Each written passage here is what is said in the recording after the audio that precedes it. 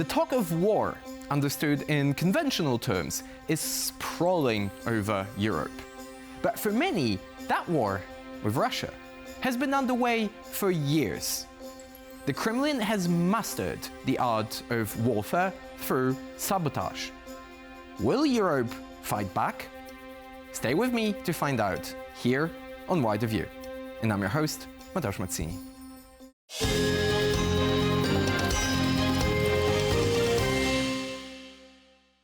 Good evening. Our main story tonight potentially touches on the lives of millions of people. Acts of Russian sabotage have been spreading through Europe like wildfire in recent years. Initially, they were violent, targeted, and easy to recognize. But recently, it seems, Russia's game has become a lot more sophisticated. It's no longer just state-sponsored terrorism, killing political opponents one by one. Now, the Kremlin's playbook includes cutting undersea internet cable and disrupting communication in the Baltic, jamming GPS signals so soldiers get lost in the wilderness, setting fire to chemical plants, making it dangerous for thousands to leave their homes. Not to mention the disruption in the digital sphere, which warrants a separate conversation. How widespread is Russia's presence in Europe? We tried to map it out in our report. For years, the Russian regime went primarily after its own enemies. Alexander Litvinenko and Sergei Skripal were the two most famous cases of politically motivated murders. But that is no longer the dominant method of Kremlin operatives. Since the 2022 full-scale invasion of Ukraine, Moscow has massively stepped up its sabotage activities. According to the Associated Press, at least 60 acts of disruption have been attempted or carried out so far. They include everything from arson to illegal spying on undersea infrastructure to setting up complex propaganda networks. Sometimes, national authorities manage to intercept the plans and stop the attacks, as was the case of 3 parcels detonated in Germany, Lithuania, and Poland last summer. They were meant to be loaded on cargo planes and explode on board, potentially killing hundreds. But often, European governments operate with their hands tied. Proving the casual link between an act of sabotage and Russia can be impossible. In other cases, like dragging a vessel's anchor, Russians claim their actions are not intentional. At the same time, they are trying to attack not just people, but critical infrastructure as well. The supply chain, energy installations, important manufacturers, and the information sphere are all Russian targets. The most recent addition to the Russian portfolio of methods includes hiring migrants. Numerous reports have emerged of the Kremlin paying off Ukrainian and Belarusian citizens to carry out sabotage and acts of terror. This is meant to both destabilize EU countries and foster hatred towards migrant communities.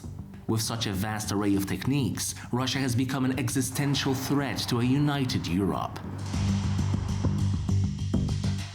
When will Europe realize it has been under Russian attack for years, if not decades? How do Russians choose their targets? And can a war that is technically not a war actually be won? We need to unpack a lot of things to answer these questions. So let's just do exactly that with the help of our experts. And I'm pleased to say, joining me tonight are Dr. Jenny Mathers, Senior Lecturer at Aberystwyth University, and James Nixie, Russia and Eurasia Program Director at Chatham House. Good evening both, and welcome to Wider View. Good evening. Thank you. Jenny, I want to start with you with sort of a definitional question. Is Europe, both as a continent and as a collection of individual states, actually at war, or something that could be defined as war with Russia? Well, I don't know whether the Europeans would view it that way. I mean, certainly, I think Russia under Putin regards itself as being at war with the West in general and with those countries that support Ukraine and this war in particular. So, yes, certainly Moscow regards it as a war. Whether or not European capitals, policymakers view it in quite the same light, I think is another question. I think they're coming to that realization that effectively what they're dealing with are operations which are not military operations, but nevertheless damaging and very difficult to deal with. But yes, it is a big question, sort of definitional, as you say, but also in terms of policy, because once you cross that line and you decide, yes, this is a war or something which is very much like it, then that opens up lots of other possibilities for how we think about these things and what kinds of measures we might regard as acceptable. So I think we're reaching another point of tension between the political reality and the actual social perception of it. We're going to get back to it in a second, but James, I wanted to ask you about the intensity of Russian actions, because Russian sabotage has been a feature somewhat of the political landscape in Europe for quite some time. But it feels like Russian actions of various types and natures have actually intensified over the last months, if not years, in various places in Europe. Do you agree with that statement? And if yes, why would that be the case? I do agree with that statement. It does feel as though Russia has upped the ante in recent years, and that is because it has. I completely agree with Jenny's previous point, has to be said. And of course, the policy implications are profound, because if you do call it a war, then you actually have to do something about it. Whereas Western politicians seem to prefer to keep their heads in the sand and do as little as possible about it. But in terms of the intensity, as you ask, then with the war in Ukraine, that has led to Russia being even more sensitive, even more prickly, and even more responsive in the sense of a word. It needs to respond to Western actions. So acts of sabotage, as you presented rightly in your reportage, which of course are only one part of Russian warfare, along with diplomatic, economic, and cyber warfare as well, have increased necessarily, according to Russians, as with regard to softening up the West, potentially even in advance of a wider war. These are elements of pre-warfare, if you like, and the Russians are testing the waters, seeing where we're vulnerable, what works and what doesn't, with an eye to the future. So following up on this, James, we see right now on the screen a chart with different types of targets of Russian attacks. It seems to be a fairly diversified list. We have infrastructural elements, we have the undersea cables that we're going to talk about in a second, we have critical infrastructure, government buildings, industry elements. Why is that the case that Russians are trying deliberately to make this a vast array of different targets? Well, at the most simplistic level, then the list of targets is, if you think about it, almost infinite. They can attack where and when they like, and it's much easier to attack than defend. You can't literally defend everything when you look at the numbers of these buildings, infrastructure elements that you list there on the bar graph. So in a sense, we're always playing defense while Russia is playing offense. And so Russia will do the unexpected, as you would imagine an adversary to do, and where we least expect it. So, whether it's an assassination or a cyber attack or a pipeline attack or a bomb on an airplane, again, each one is different to the last necessarily, so that they can remain relatively undetected. So one particular type of target for Russian sabotage has been gaining traction in recent months, especially in Central and Eastern Europe, and that is obviously the attack on critical infrastructure in the Baltic states, dragging anchors and cutting off undersea cables. We see right now on the screen a map of these incidents. And on that note, Jenny, if you could unpack for us the nature of what is actually going on in the Baltic Sea basin and what the possible consequences of these actions could be. So I think we're looking at a very significant vulnerability here, because a lot of internet traffic, as well as other critical flows of information go through these kinds of undersea cables. It's not something that we think about on a daily basis. We just, we use the facilities, but nevertheless, they are vulnerable. And when you have quite so many failures and apparently attacks on them, then it raises a lot of questions then about, what happens if they cannot be repaired quickly? What happens if a very larger number of them are attacked? It reduces the ability to communicate. It reduces the ability to just carry out everyday activities which we take for granted, like internet banking, for example, sending emails, the kinds of communication that we do on a daily basis. And it's an example of the way in which Russian covert operations can happen. The Russians have said, well, it's not deliberate. It might be accidental, or it wasn't us. But these kinds of operations, they cloud the news. They sort of give us an impression that no one knows what's happening, and that's also to Russia's advantage. But also it sends a message that these facilities are very vulnerable, and that the government concerned cannot do anything to protect them, which isn't true, by the way, but nevertheless that's the impression that they want to give. So there's the practical consequences, but then there's also the psychological uncertainty and the fear that it creates. So let's follow up on the last point you mentioned, what governments could actually do to protect them, because there's a lot of talk here in Poland and in other places in the region about the Baltic actually becoming another theater of war. What are the practical measures that any of these countries could undertake to perhaps protect or stop Russians from sabotaging? We have had the case of the Finnish authorities actually boarding one of those ships back in December 2024. And my question, just as much as any other's question, I think, is why don't we see more of that kind of protective action? I think we probably will in the future, because NATO has put together what is called a Baltic sentry operation, which is meant to increase the amount of surveillance, both from the air but also at sea and underwater, to keep an eye on what sort of shipping is moving around and what they're actually doing.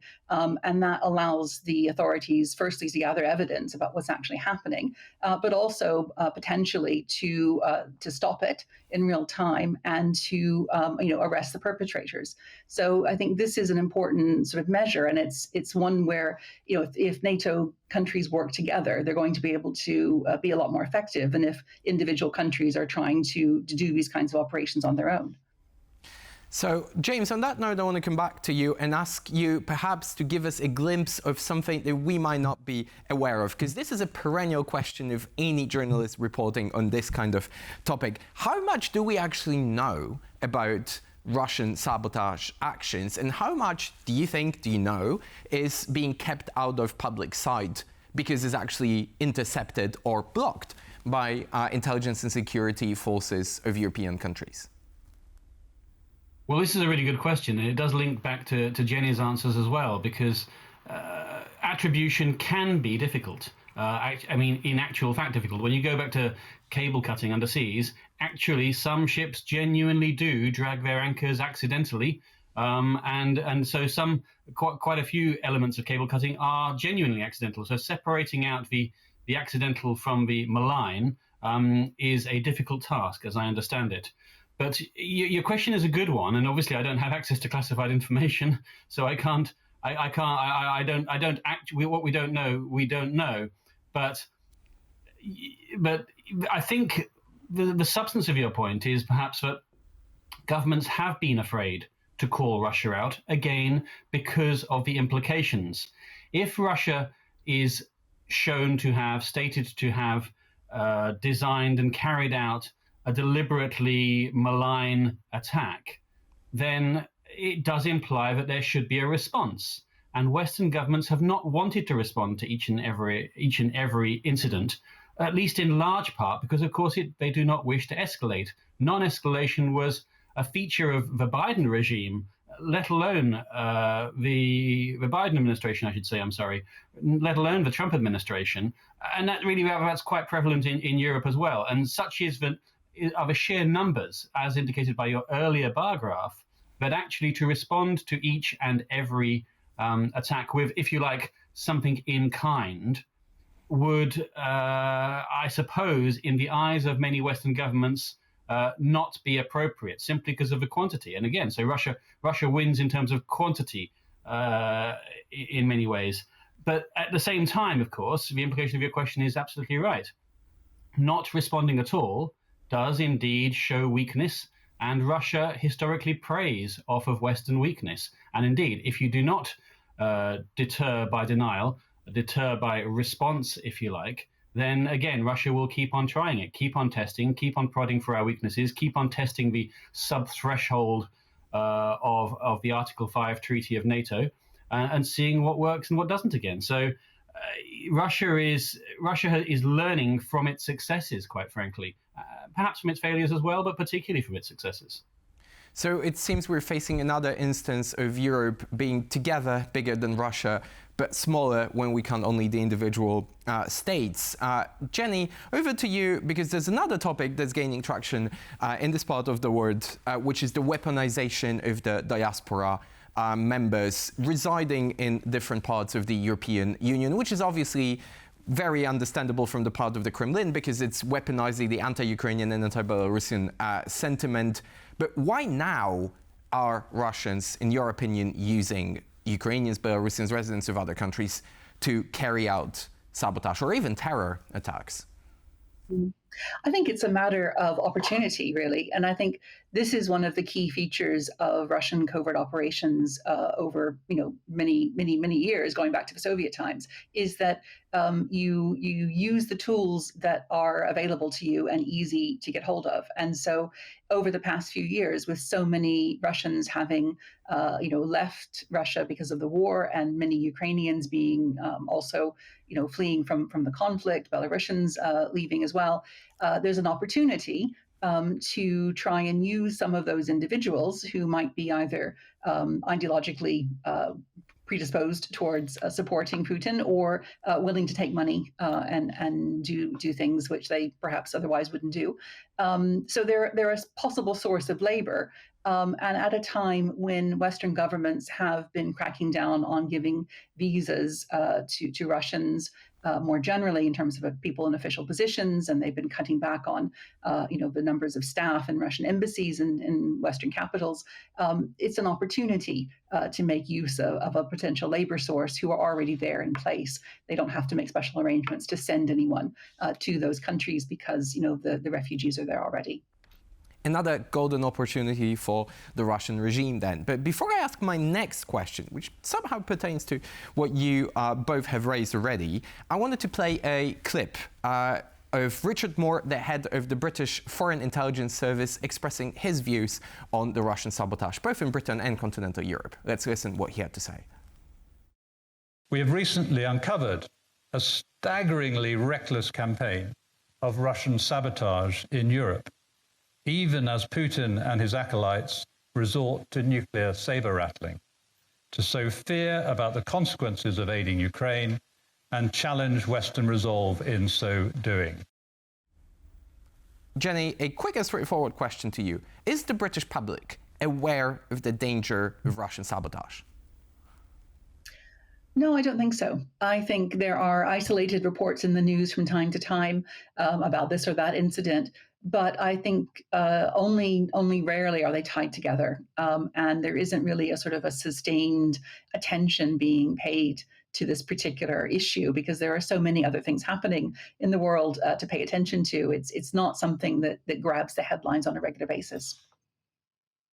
And James, sort of expanding what Jenny just said onto a broader European perspective, do you think that Europeans on the continent are largely aware of the Russian threat of sabotage? I think, ironically, to say that you have to almost draw the line that is the same line as the line on a map in Vladimir Putin's mind. If you draw a line north to south of Warsaw, east and west of Warsaw, if you like, then I think those countries are fully aware of what Russia does by dint of history, expertise, experience, and they're really they really do understand Russia very well. Poland is a good example of a place which, during the 2000s, is one of the rare countries which actually increased its Russia expertise within its foreign ministry. Most of us degraded our Russia expertise.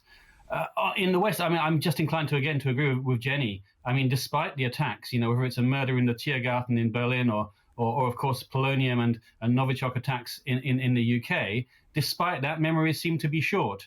And if you talk about it in the ways in which we're talking about it now on Polish television, then I think on English television it comes across as alarmist, paranoid, and potentially Russophobic. We would argue that that's simply realistic, and it's substantiated by the evidence. But I think there is an inclination not to over-egg it in Western European societies, which is unfortunate because it means, of course, that we ultimately don't see the problem until it's far too late. Well, so looking into the future, quick question to you, Jenny. Is it possible that the acts of sabotage on behalf of Russians are so successful that it actually renders a traditional war or even an invasion obsolete? In other words, would it be possible the Russians get so skillful and so successful in their acts of sabotage that they no longer need to invade any NATO country? I think it depends on what their aims are, because unless what you're saying is that it would so undermine the fabric of society and the will of the political sort of leadership class that no one is willing to take a stand against Russia. And I think that's too far-fetched, frankly. However, what Russia is keen to do is to build on existing weaknesses using its covert operations. So where there are already tensions within societies, it will do what it can to try and expel and kind of expand them and to make the most of them. And similarly, where there is distrust in government, for example, or distrust of migrants or other sorts of issues, those are the opportunities that Russia will use to try and make those more pervasive and make them more extensive. And so I don't see covert operations and sabotage in this way as being a substitute for actual military operation, but it does help to sort of weaken the society and weaken the political system in important ways. So, not much optimism coming from this discussion, but I guess this is what we have to work with, because virtually nothing points to a future in which Poland, or Europe for that matter, actually sees fewer, not more, acts of Russian sabotage, which means that we will be even more desperate for expertise on that matter in the coming weeks and months. Jenny Mathers and James Nixie were our guests tonight. Thank you very much. The Russian threat is not going away. It's existential. But not just for Europe. Putin's survival depends on the outcome of this conflict. He has always openly admitted he wants to see the end of the Western, liberal, globalized order. And although it might seem like he's succeeding now, there is still a lot to fight for.